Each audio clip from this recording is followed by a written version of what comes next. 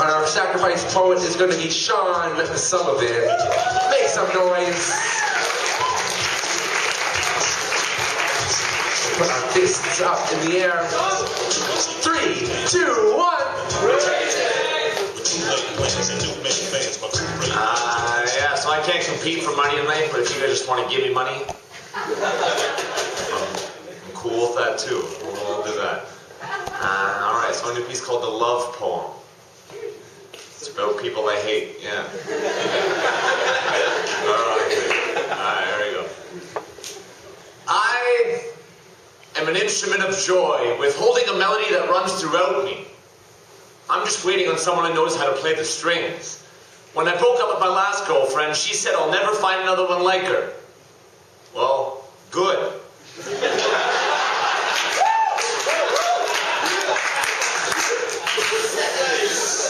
That was the point, wasn't it? Yet, things have changed drastically since the last time I was single and hassle-free.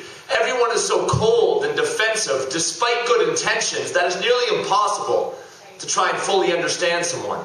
It was so easy when I was 19 to get my hands on a single serving fuck because everyone, myself included, was a heartless, emotion-abusive slut.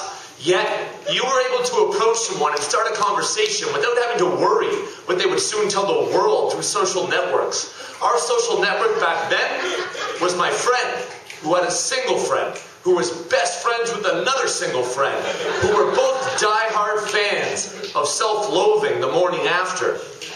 And so was I.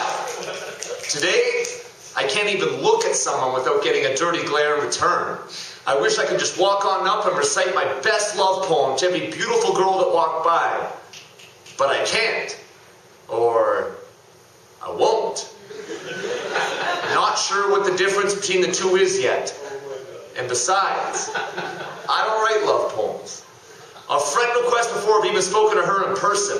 And as they say, Facebook friends make it official. But we've forgotten about the ritual of learning about somebody through time spent together.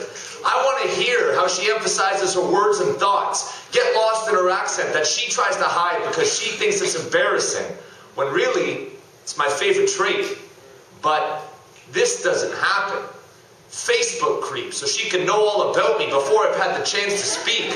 Retweeted tweets thinking she understands the life I lead because she took 5 minutes out of her day to look through my profile pictures and read an autobiography I wrote when I was drunk.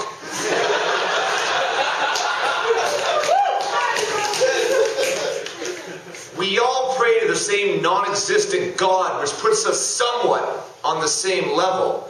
But I'm beginning to think that spirituality is composed of the worship of different devils. We now spend too much time declaring what we dislike in other people.